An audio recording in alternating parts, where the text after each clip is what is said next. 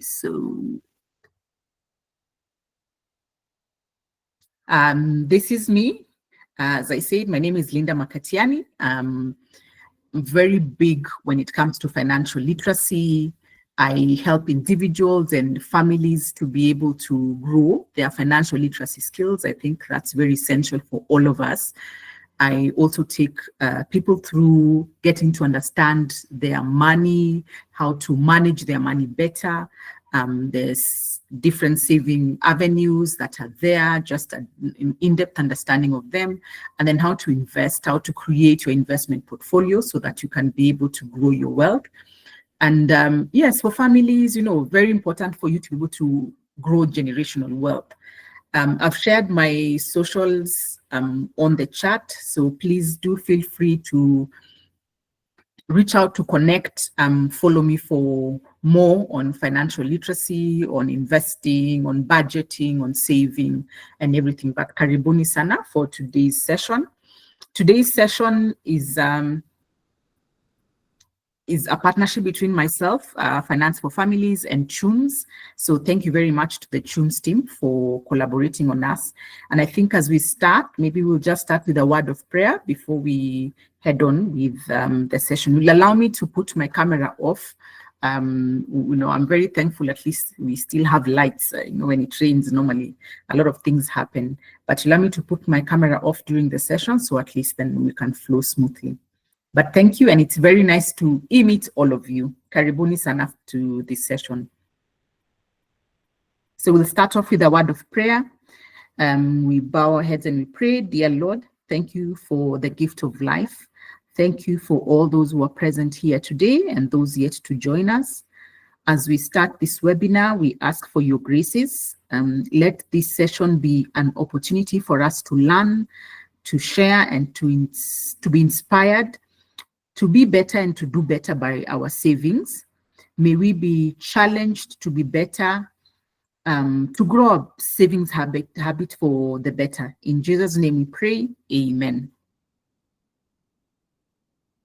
Now, for the ones who just joined us, I had shared that this is the 6th webinar that we are having. We've had 5 previous webinars. We covered on budgeting, just understanding what budgeting is, the different methods of budgeting so that you can choose the one which is best for you. We had our most previous webinar was on savings 101, just to get people to understand, so what are savings, the different avenues that you can be able to save in. And as well, we shared a few tips on how you can keep your savings journey ongoing, because I think that's usually the hardest part. We can start off, but sometimes a lot happens in our lives that we find ourselves, falling off when it comes to consistency with our savings journey. So now all those webinars have been recorded and shared on our YouTube channel, Finance for Families. I have shared the link to the YouTube channel on the chats, so you can be able to subscribe, follow us, watch. If after watching you have any questions, I'll share my contacts. You can be able to reach out, and we can be able to engage and then try to see and answer your questions. But today's session, we are looking at smart saving strategies. We have, in the previous webinar, we talked about, so what are savings, why are they important, how can we be able to save? And now we want to start looking at, we have seen that it is very important to save. We are being told, let's save money today so that we can have a better tomorrow.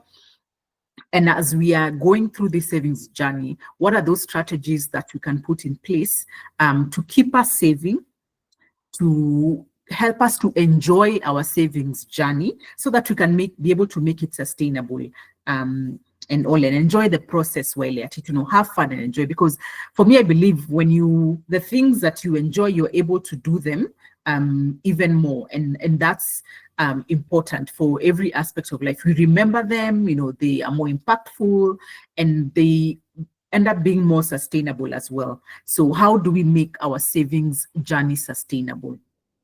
Yeah, so maybe just a quick recap, just to see introduction, what is savings? So saving is when you apportion a part of your income. So you don't spend it on consumption, on the expenses, but you set it aside for future use. That money that you're setting aside is what you say, these are my savings. It could be a percentage of your budget, your budgeted income. So if maybe I say out of the 100% income, which is money that is coming in, whether from employment, contract work, any some gig work that you've done, then you say this money that I have, I am going to allocate a portion of it into for future use. So I'm not spending it now, I'm setting it aside for future use. So now that is what we call as our savings. So why is it important for us to save? We are thinking about our financial health, and it's our financial health, not just now, but our financial health that is ongoing. So we are looking at how do we accumulate funds so that we are able to cater for our needs, maybe for tomorrow, for the next month, for 3 months down the line, for 6 months down the line. And the reasons why savings is very important for all of us. One is the financial security that it's able to provide us. When you're able to set money aside, you're building a safety net so that when there are any unexpected events that occur that require you to be able to spend on them, you get sick or a loved one gets sick, or you lose your job, but you still have to be able to cater for your everyday expenses. So these are things we don't know, but they can happen. So that level of security that you're able to provide by building a safety net using your savings. The other bit is financial goals. We are all working towards some financial goals. And of course, our goals normally have a financial implication to them. There's a cost that is attached to it. So we are able to, through savings, allocate funds efficiently towards these goals. And when we do that, then we are increasing our chances of achieving these goals. We are thinking about financial habits. We want to build good financial habits, and a saving habit is one of the best that we can be able to build, because when you create like a savings routine, it helps you to keep that discipline. And discipline is very important when it comes to looking at your financial behavior. This discipline is what will be able to help you progress, even when you start investing in other more complex assets and all that. When you've developed that discipline and that habit in your savings journey, then you're able to employ that same discipline when it comes to your investing. The other one is financial opportunities. We are presented with different financial opportunities every now and then. When you set funds aside, that opportunity may not come next month, may not come 2 months down the line. But if you keep saving, and maybe like 4 or 5 months down the line, there's an investment opportunity, you have looked at the risk and the reward, and you're like, yes, I would want to be able to invest in this opportunity. You can be able to do that using the savings that you've set aside. And that paves now the way for you to be able to accumulate wealth as well. So when you think of these four and maybe many others, we get to realize it's very, very important for us to be to save. When we talk about saving, a lot of times we hear emergency funds and sinking funds. And that's why I felt it's very important for us to be able to look into these two, especially, so we are able to explore and see. So what are emergency funds? What are sinking funds? What's their what, their how, their why? And then we look at what are the similarities and differences of these two as well, because then we are then able to understand. I see a lot of confusion when it comes to the two. If I have a fund, do I just mix the two, or what's the difference? Both of them are called funds. So really, for most of us, it's trying to understand what really is an emergency fund and what really is a sinking fund, and which one do I need, or do I need both, or when can I be able to get? What are the considerations I need to make for all this? So all these are questions that I got when you shared the link for the people who are able to sign up. So it's just good for us to be able to look at in depth what they are. So we start off with emergency fund. So now an emergency fund is basically a fund that will help to keep you afloat. And it's a fund that where you set money aside. Remember, we said savings is when you're setting a portion of your income aside for future use. Now, if that portion that you're setting aside, you're setting it aside for unexpected expenses, medical emergency, a job loss, or maybe there's a financial need that has come that you have to be able to take care of it, or it will have negative implications if you don't, then you are able now to access your emergency fund. But I want us to think very hard about it. It is that fund that will help to keep you afloat. It's not for fun. It's what will help to keep you afloat for emergency purposes.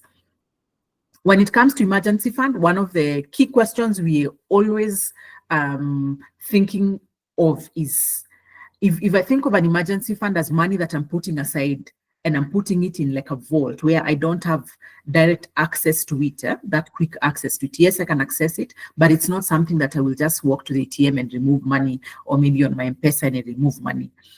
I am keeping it under lock and key in a vault somewhere. So then you're thinking, so what would constitute me breaking that vault? The way we are saying here, in case of an emergency, break glass. So what would make you break that glass? And some of the reasons you'd be looking to access your emergency fund would be if there's job loss. Maybe your company that you're working for is restructuring, or maybe you've been let go and you've gotten another job, but this one is offering you less income. But just because they're offering you less income does not mean your expenses are reducing. Your landlord will still demand rent. KPLC will still demand you to pay for your power. You will still need to pay for your water, and all that.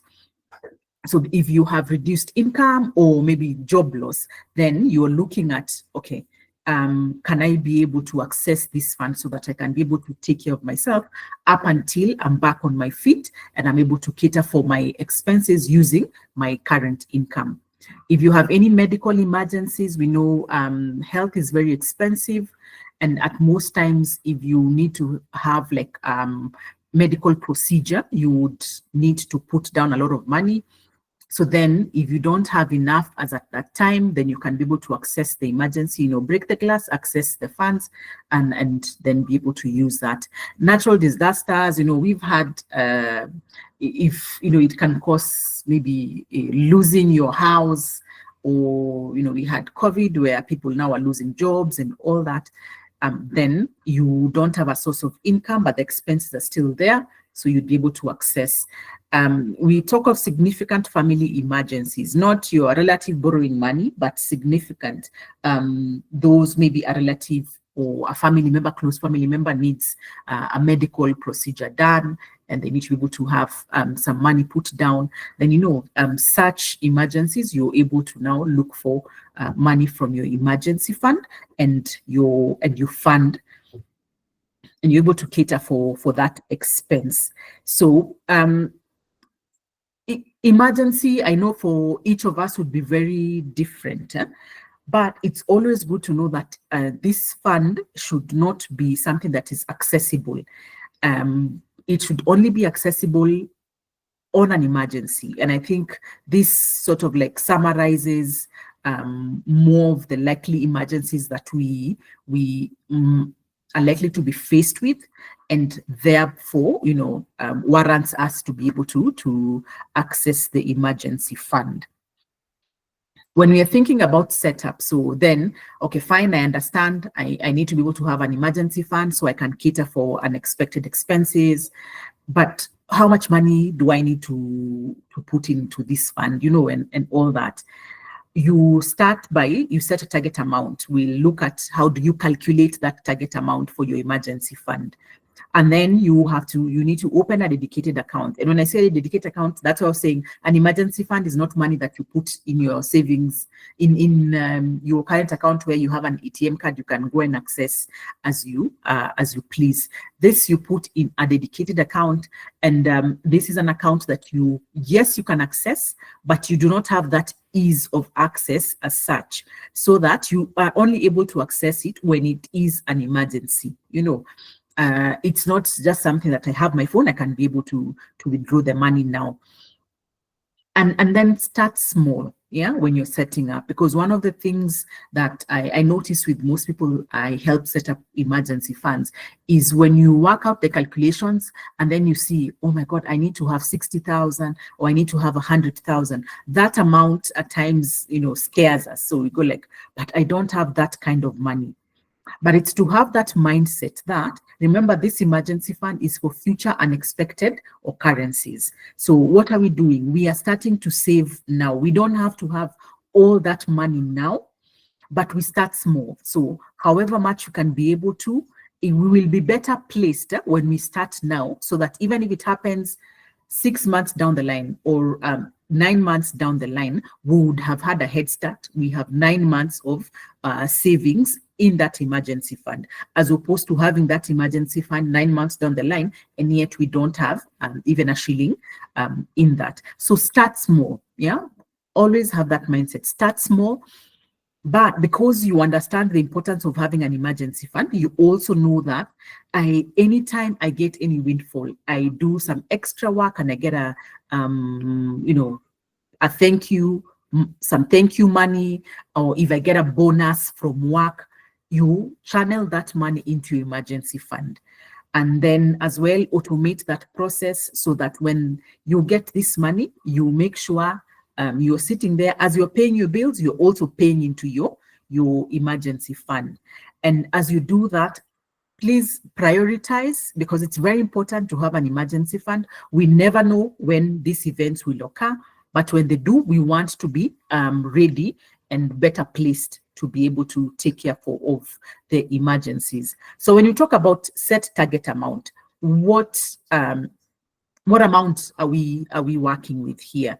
So we are looking at, and I like to look at it from, you can be either single or you can be with a family or like a single parent home and all that. So it's always good to look at your situation. We are not all in the same circumstances. So if you are a single individual and you're looking to set up an emergency fund, my recommendation would be to look at putting up 3 to 6 months worth of your living expenses. And these are your basic living expenses. Things that if you were to lose your source of income, these are expenses that you would still need to be able to cater for, that will, sustain you up until you can be able to get another job. So let's say, for example, as a single person, and you've worked out what is my rent, what are my electricity, water, gas, the food that I need to be able to survive, all basic personal necessities that I need. Is there a loan that I'm paying for? And what's the minimum loan and repayment amount that I need to be able to make? Now, when you put all that together, and let's say you get, you need at least 25,000 every month to survive, whether you had an income coming in or not, then you're looking at, I want to be able to set up a fund so that I can have at least 3 months of an emergency fund. That would mean in that fund, I need to be able to have at least about 75,000. If you're thinking 6 months, then you'd be looking at having 150,000. With this, I tell people it is now it becomes very personal. So it is for you to decide. For me, what gives me that peace of mind? Is it 3 months worth of emergency of living of expenses, or is it 6 months? Yeah. So if you're single and you feel that will give me peace of mind is if I have 6 months. Then you work towards having that 6 months worth of living expenses in your emergency fund. So you'll be working towards your targeted amount will be 150,000. Someone else will say, for me, 3 months, it's good enough. I will have that peace of mind. Then you work towards 75,000. If you have children or if you have a family, my recommendation would be to aim for something longer, which is 6 to 9 months. Because again, when you look at the expenses that come with, having a family and children, it's quite a lot. So having at least 6 to 9 months worth of living expenses would put your mind, of course, at ease. Again, 6 months for some, 9 months for some, I think even 1 year, But if you do the same, you look at your total monthly expenses, fees, rent, fees, water, elec, all those things, and maybe it comes to 40,000 for my family. Then you're looking at 6 months. Let me work with a target of 240. If it's 9 months, let me work with a target of 360. Of course, I always say if you have children or if you have families that are dependent on you, then I would work with trying to get at least more. So work on the higher end. So 9 months for families as well. Some would say even 12 months. Some of the factors that would make you think, so do I do 6 months or do I do 9 months or do I do 12 months? For me, I think is job stability. So how secure are you? I know, with corporate, there's really not much in terms of security, but, it's looking at circumstances like, did they just restructure? Are there talks of restructuring? Am I on contract? Is it only one? If in a family, is it only one? Do we only have one source of income? So is it only the husband who's working, or is it only the wife who's working? So if that is the situation, then you would aim to have more, because then if it's only a one income family, then that means if we lose that income, then we would be now dependent on the emergency fund. So it's good then to be able to buffer that even more. So maybe look at more 9 months towards 1 year. Of course, again, you're looking at the dependents. How many children do you have? Are your parents, your aging parents, also depending on you? Then if that is the case, you can also think of having more to the higher end, 6 months to 1 year. And as we've said, for each of them, it's your personal comfort level as well. If I have a family and I feel like for me, I would want to have a 12-month buffer, then that will be my target. I will work with that. For someone else, they may say, okay, for us, it's okay. 9 months is good enough for me. I will have that peace of mind. Then it is good to do that. Now, this becomes your target. Again, I have said we are starting small, so we don't have to have that 75,000 immediately into that the emergency fund. We don't have to have that 200,000. We are working, whether we have 1,000, we have 2,000, because even if you do 1,000, 10 months down the line, we will have 10,000. That's 10,000 more than what we would have had if we had not even set up and started that whole journey. So for me, it's looking at it that way. You start with what you have. Yes, you have this target. That's what you're working towards, but you start with what you have, because that's what is going to get you to the level where that the target that you want to get. Yeah. Then the other one that we normally talk about is a sinking fund. And sinking fund is basically we are setting money aside, but this is for specific future expenses. I want to go on holiday. This is how much it's going to cost me. I have school fees coming up in January. This is how much it's going to cost me. I need to get a new fridge. I need to get a microwave. This is how much it's going to cost me. We have a baby coming in the next few months. We need to be able to prepare ourselves for that. So these are the future expenses, but the expenses that you know, and you're planning towards that. So you're able to put money aside and plan yourself as the day approaches, so that when that day comes, you're not rushing to try and find money. You're not rushing to try and find money to pay school fees and all that. You've started saving slowly. Yeah. When it comes to sinking fund, we've talked about the calculation, what you need to, the target amount that you need to set for your emergency fund. When it comes to your sinking fund, you're thinking, you know what you're working towards. It's the school fees, it's that holiday, it's that fridge, it's the TV you want to buy, it's that car you want to buy, it's the baby that, you know, you're waiting his or her arrival, so you know, diapers and all that stuff that needs to be taken care of. So what you do is you identify that expense. So what is it that this sinking fund is for? Yeah, so that's the first step. And then after that, you estimate the cost. So if it's this school fees, how much is that school fees? How much am I expected to pay? And then when is it due? So that becomes your time frame. Then you calculate and see. So if I need to pay 40,000, or 9 months or 10 months down the line, then that means I am looking at 10,000. I have 10 months to be able to raise 40,000 for this expected expense. What do I need to do? I know for every month I need to be able to start putting aside 4,000 shillings. And that's why for me, I say it's very important to budget, because then now you are able to incorporate this as part of your budget. So you have your emergency fund, you've done your calculations, you know, I need to get 75,000 into my emergency fund, not at a go, but how much, when I look at my budget holistically, how much am I able to put aside that will go into my emergency fund? Then when, again, now that takes priority. So I'm looking at this sinking fund. I need to buy this fridge. It's going to cost me this much. Of course, it does not have to be right now. You now map it out, stretch it out so that you're able to save for it up until you're able to afford it. So sinking fund, for me, I find it very, very flexible, because these are expenses that you're expecting, and you're able now to stretch out on the time frame for you to be able to save up for it. So if you look at it and you say, okay, yeah, so yes, I do need this, but I'm not able to save 4,000 every month, then that would mean, so can I stretch that? So I make that 12 months so that I can be able to save less into the fund. Yeah. So sinking fund, emergency funds. So similarities, both of them, we are setting money aside for future use.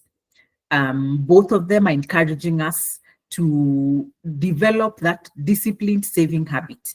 And when we are able to develop that disciplined saving habit, then we avoid debt, because especially unnecessary debt. I call it unnecessary debt because most of the time we get into debt because we have these expenses that have come. We knew about them, but we did not prepare ourselves for them. But now they're here, we need to pay. So we're thinking now the only option I have is to be able to access debt. And of course, most of the time, that debt ends up being very expensive debt.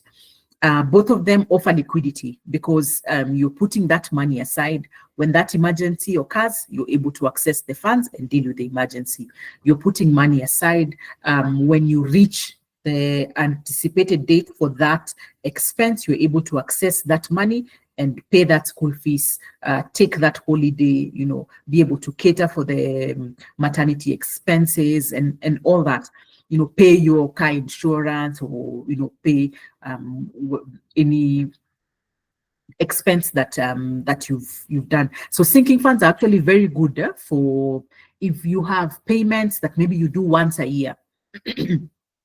If you have a car and you want to make payments once a year for car insurance, then you can be able to set up a sinking fund, and now you save slowly so that when that time comes, then you're able to pay that as well. The difference is when you think of emergency fund, this is unexpected. The expenses that are likely to happen, we don't know when and all that. But sinking fund, the purpose is for anticipated. I know school fees I have to pay. I would want to take this holiday, I need this fridge, or we need to be able to prepare for the baby and all that stuff. In terms of time frame, for emergency fund, it's for when that unforeseen event occurs. So if you have that medical emergency, God forbid, you're able to access the emergency fund. when it comes to the sinking fund, you can plan it out for a longer period of time. As I've said, if you're looking into buying something, I want to buy a fridge or a TV or a car, I know it's going to cost me X amount of money. I would like to buy it in 10 months, but when I work out the cost and then I divide it by 10 months and I see I'm supposed to, save up maybe 3 or 5,000 shillings, and I'm not able to add that to my budget, then I can actually map it for a longer period of time. So the longer period of time, yes, I will not be able to have that fridge in the next 10 months, but at least I can still be able to, the amount that I'm putting in my sinking fund is something that is manageable for me. Yeah. When it comes to withdrawals, for emergency fund, as infrequent as possible, only when the emergency. Break the glass only on emergency. For the sinking fund, withdrawal is when you achieve the target. If I'm saving to buy a fridge and I reach my target for the fridge, then I'm able to withdraw the funds from the sinking fund and go and be able to fund my fridge. For emergency fund, when it comes to funding, please prioritize it, so you make that funding ongoing on a monthly basis. And I've said, any windfalls you get, any bonuses you get, please channel at least a very good chunk of it into your emergency fund. It's very important. But for when it comes to the sinking fund, it's periodic, so yes, I have been able to achieve, I've paid the school fees, yeah, fine. When is it maybe the next one that is expected? So it's on a periodic basis. But the emergency fund is a priority. So I hope now with this, we are able to see the difference between the emergency fund and sinking fund. And of course, from this, you can see priority goes to the emergency fund as opposed to the sinking fund. Yes, we are living now, we want to enjoy, but let's give priority to those unexpected emergencies that can really set us back. So we prepare ourselves financially for those ones. So some strategies that you can be able to put in place to just help us to enjoy, saving is a journey. It's not something we do once and then we stop. It's a journey that is ongoing. So how do we set up strategies that will help us to enjoy this journey, create, build that habit, and as well, just have fun as we go. As I said, in the beginning, that when you're having fun, then you're able to sustainably do it over a longer period of time. For me, I think the first thing is to have clarity. So have clarity around your saving goals. What really am I saving for? And when you have that buy-in, this is my goal, mine, yangu, and I'm working towards it. It becomes very easy for you to keep yourself on track, because every other time you just keep seeing, this is my goal. I am the one who best understands why I want to achieve this goal. And then I'm able to keep myself on target. I'm looking at it. Then you're clear on the amount as well. So yes, this is my goal for this emergency fund. This is my target amount for the emergency fund. This is my target amount of the monthly contributions or the weekly contributions or bi-weekly contributions that I'm looking to make into my emergency fund or, my sinking fund.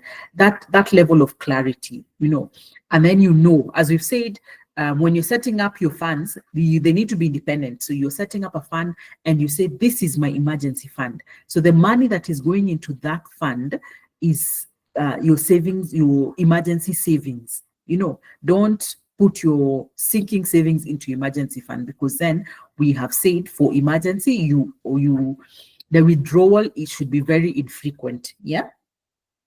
So you be very clear on the purpose. This money I'm setting aside into my emergency fund. This one, I'm setting it aside into my sinking fund. So when you have clarity around those three areas, then it becomes very easy for you to keep to that. We think through, let's cut expenses. And for me, I say cut expenses mindfully. I know a lot, people always talk about, yeah, if you save, spend less, save more, which is very important. But then we also have to remember we are existing now. We need to enjoy today as well, because of course, no one knows tomorrow. But even as we are looking at at enjoying our today and to be able to enjoy our tomorrow as well, what for me I find very important is to be able to prioritize. So yes, I have all these expenses, but are they all really necessary now? Some can be necessary later. A month down the line, they can wait a month, they can wait 2 months, they can wait 3 months.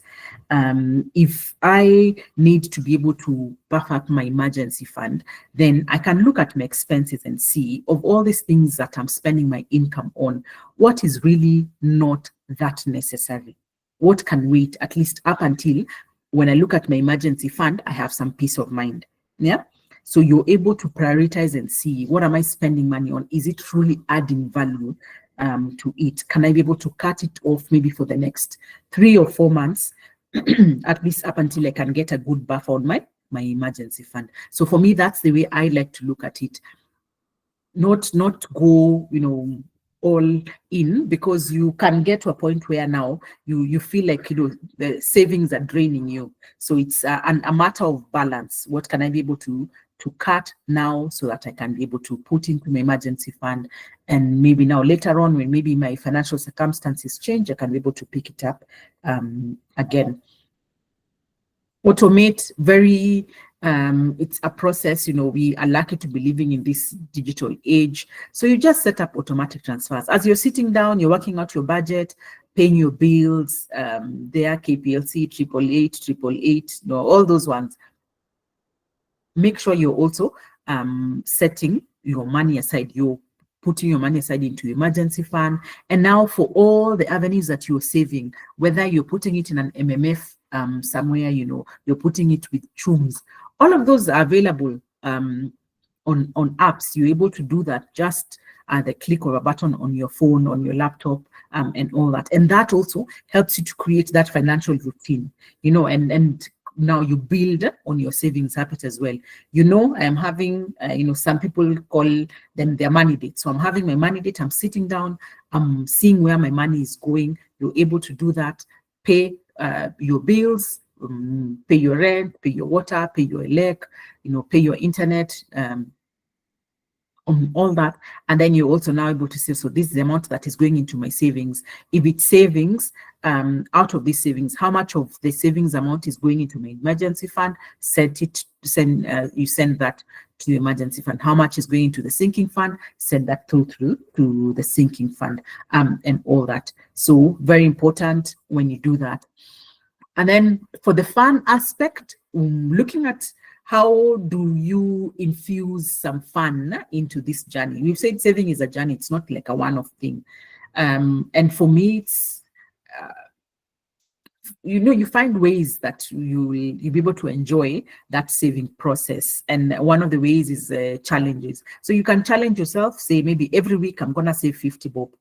Or every month I'll try and make sure I save at least 200 or 500 bob, and all that. And if you feel like maybe you need to be able to a bit more motivation, you can involve your friends or your family, challenge one another, say, let's see, who'd be able to get to 3,000 or to 5,000 bob within this time. So at least, when you've infused that competitiveness in it, then that challenge keeps you going. Then we also have apps like Chooms, where when you make purchases, they are able to ask you, do you want to round it up so that you can be able to save the difference? We are in November now, and a lot, when you're online, we see a lot of Black November. It was 1,000, now it's 920, or it was 900, now it's 850. So if maybe this is something that you need to purchase and you're getting a discount on it, then do consider, let's be willing to round it off to the nearest shilling, and then you save the difference. So if you're saving 50 bob or 100 bob, then with that purchase that you're making because of the Black November sale and all that stuff, then that difference, let it go into your savings. So Chums is very good at that. I would encourage you to be able to download the app and do. I like that aspect of it. Then visual aids, it's sort of like your visual, we call it the vision board, but this is now for your savings. So if I'm saving from emergency fund and I see that what is this, that life mini, I'm like, what? I want to be able to stay afloat regardless of whether I have an income or not. When I look at it and I'm like, yeah, so I'm being thrown into these deep waters and I don't know how to swim. I want to stay afloat. Being thrown into these problems but I still have expenses that I need to pay for. I still have to stay afloat. When you're saving towards your emergency fund and you see that lifeboat and you're like, wow, yes, this is what is going to help me to stay afloat. That kind of motivates you to, every time you think money, you want to channel it to your emergency fund. If it's that business that you want to start or to grow, if it's that shoe you want to buy, sometimes being able to visual something also helps you to be able to stay on track and keep up the momentum when it comes to saving. I like Tunes as well because you're able to track your progress as well. So you are able to visualize, so what is my progress? And if you see that progress, I am trying to get to that 70K, I am at 10,000, then that means, man, I have 60K, I've moved, because that bar keeps moving as you add more to it. So when you keep looking at it and you see it's moving, that visual progress, it helps you to stay focused. It really, really does help. So it's also looking at that to be able to keep you on track with your savings. And then accountability and flexibility. Not all of us can do it in silos. At times it does help to get someone who shares similar financial goals with you and someone who understands what that goal means to you. If you're in a family and maybe it's a husband and wife and you're working towards setting up your emergency fund, both of you understand how important that emergency fund is for your family. So you're able to just motivate one another. Anytime some money comes through, before you think let's spend it here, you'd be able to be the first one to tell your partner, hey, let's put that money into the emergency fund. And you're able to now at least help each other to keep to stay on track and maintain that discipline as well when it comes to your savings journey. Flexibility, again, it's because to understand that we do not know what's going to happen tomorrow. Our circumstances change, and even as they change, it's very good to we need to adjust to it. Now, I'm saying adjust. We adjust our goals, we adjust our targets, and of course, then we would also adjust in terms of how much the funds that we are setting aside. For me, I always say, please adjust, don't stop. Especially when it comes to emergency fund, adjust, don't stop. If let's say maybe your income has become less, you lost your job, you've got another job which is paying you less, and you're thinking now, am I able to even put money aside? Please don't stop. Just try and look for ways, because once you stop, you lose that progress that you had made on your savings journey, and most of the time it's harder to even just get back on track. So for me, I recommend just adjust. You adjust upwards if maybe your income has increased, so you end up you look at saving more. You can adjust downwards, you save less if things are hard, but bottom line is, please just keep saving as little as you can. Just keep saving, just keep that habit, because that's also how we are able to build the habit. And I think, just to sum it up, for me, it's focus on the experience. I find the best way to be able to start your savings journey, keep the momentum, and enjoy that process, is when you're able to focus on the experience. So you shift from thinking, what can I buy, how much it's going to cost and all that, and you're thinking, what are the experiences around me being able to have this, the experiences of around me having that peace of mind that I have that emergency fund, the experiences around the holiday that we are taking as a family, or this being able to acquire that, what can I be able to do once I'm able to buy that car and all that stuff. When you focus on the experiences, because for me, I find experiences last longer, you're able to create memory dividends, and they impact not just us, but even the ones around us. If we are doing it as a family, we have a sinking fund, a holiday sinking fund. When we take that, those are things that we will remember. When you focus on the experience, you enjoy your savings journey, because you link that whole savings act to positive memories, and so it doesn't just become an act of accumulating money somewhere. I'm just putting money there, I'm putting money there, but you're focusing on the experiences that maybe you will have once you're able to achieve that savings target. And for me, I think that sums it all up for us when we think, so how do I start my journey? How do I keep at it? And how do I enjoy this whole process? Focus on the experience. Yeah. And with that, thank you very much. I will take any questions that you may have. Again, as I'd said, this is being recorded. So if you are like me, I always say, and maybe you are rewatching it at some point, or maybe later on in the evening, you remember a question, and like, oh, I should have asked Linda that question. You can still be able to reach out. Those are my contacts. Those are the contacts for CHUMS who have gracefully collaborated on this webinar with me. You can reach out to them. I do encourage you to download the CHUMS app. It's very easy, very friendly to start on your savings journey as well. Reach out to them. They can be able to help you through that process as well. But I am happy to take any questions you may have on today's session, on savings as a whole, on emergency fund, on sinking funds, and all that. I think I'd seen some questions when on the sign up form, when I was looking through, we saw for the ones who'd signed up, just only about 42% have set up emergency funds. I'm hoping after this session, we'll have more people setting up emergency funds. If you do need help with that process, do reach out to me. I can be able to help you to do that. Sinking fund, not. Oh, very sad.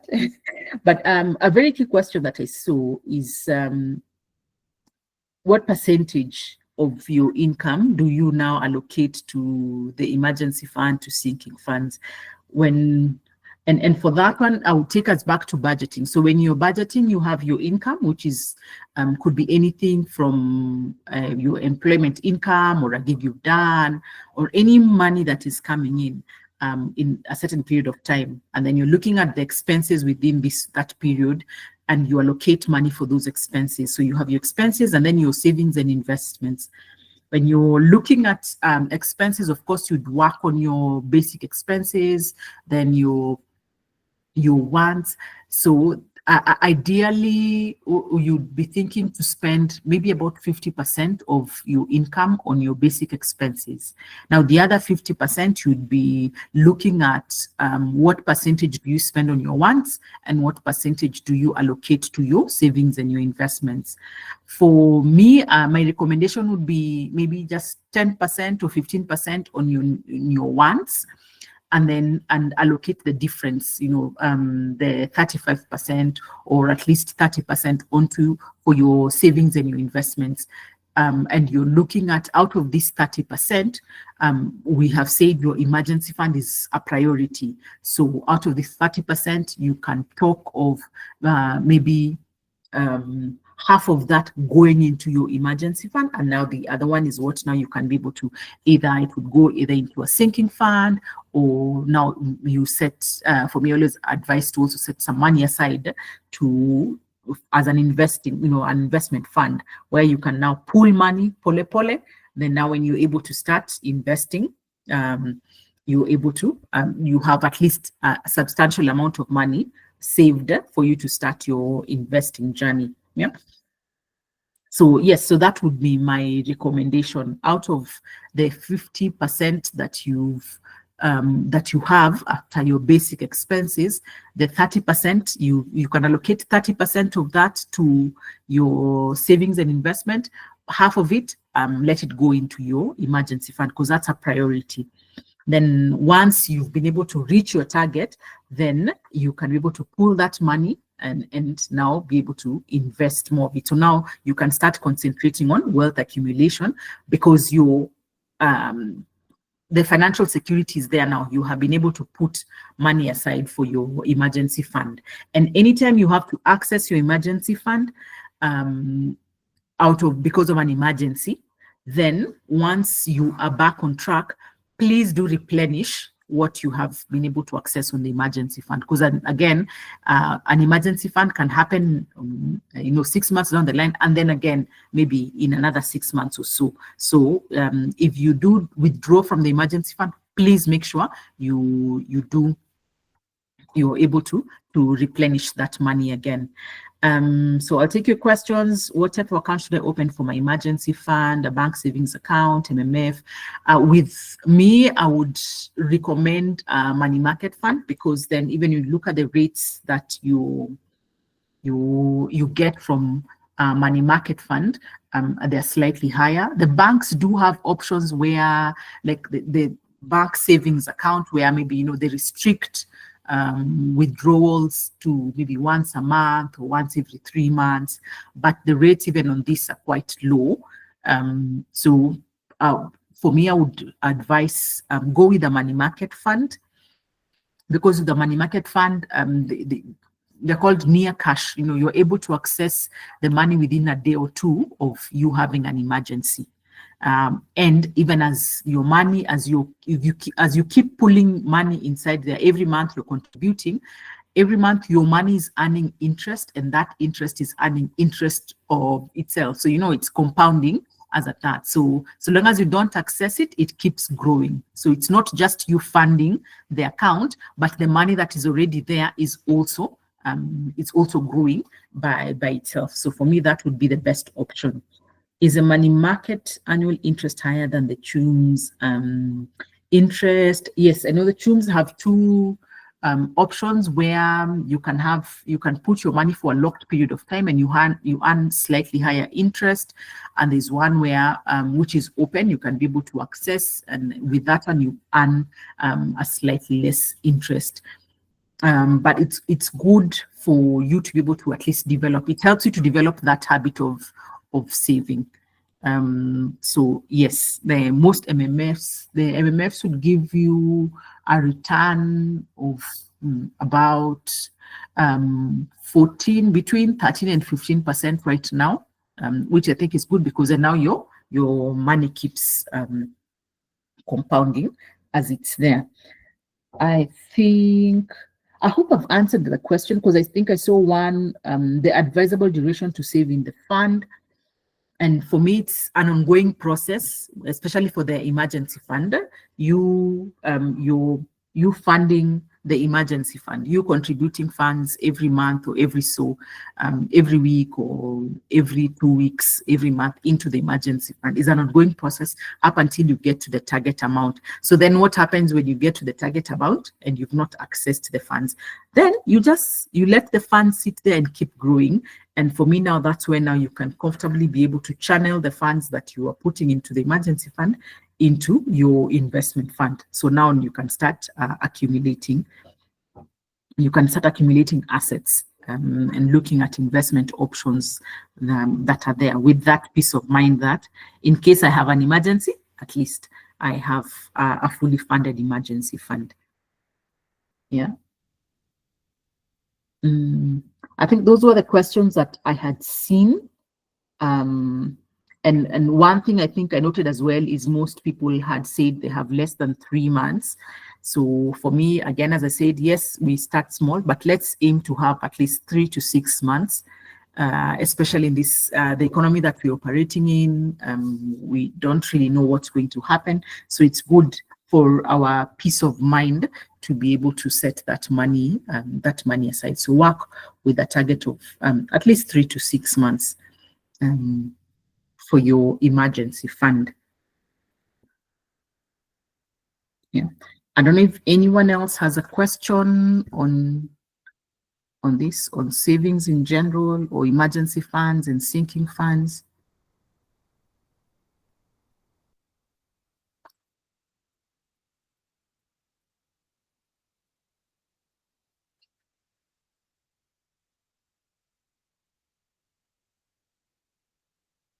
Okay, I have eaten into a bit of your time. It's 20:36.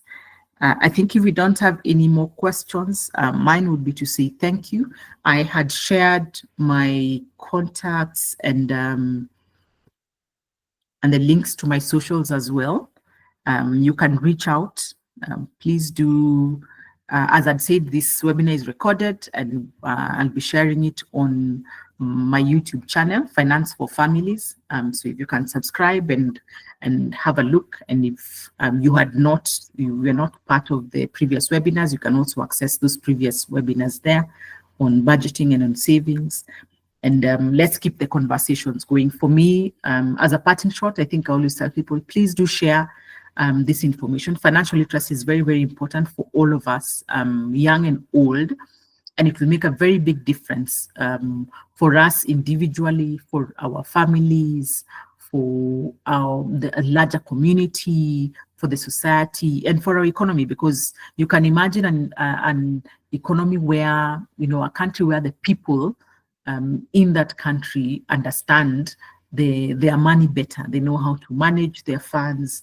They know how to seize the investment opportunities that are there. They understand credit and all that. So it's very, very important for us to be financially literate. So do share this webinar, do share the others, do share the information that, these webinars are out here, so people can get to understand better on when it comes to budgeting, when it comes to savings. And let's talk about it. If you need any clarifications around any of this, do reach out. I've shared my contacts there. Do reach out and we can be able to have conversations around that. But yes, let's talk to our young ones and the older ones as well, so that we can all improve our financial literacy skills. I think with that, for me is to say thank you to the CHUMS team as well for partnering on this. And I look forward to be able to share more. If you can think of any other topics that we can curate a webinar for, please do share with me as well, so that we can see how we can put that together and have a webinar so we can address that and have at least 1 hour where we're able to cover in depth some of these topics and get give people more clarity around those financial topics as well.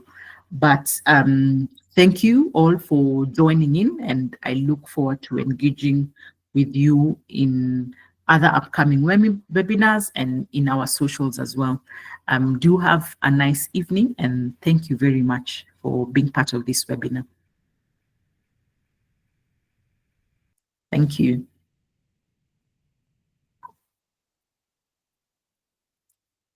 Thank you, Anthony. Thank you, Sonia.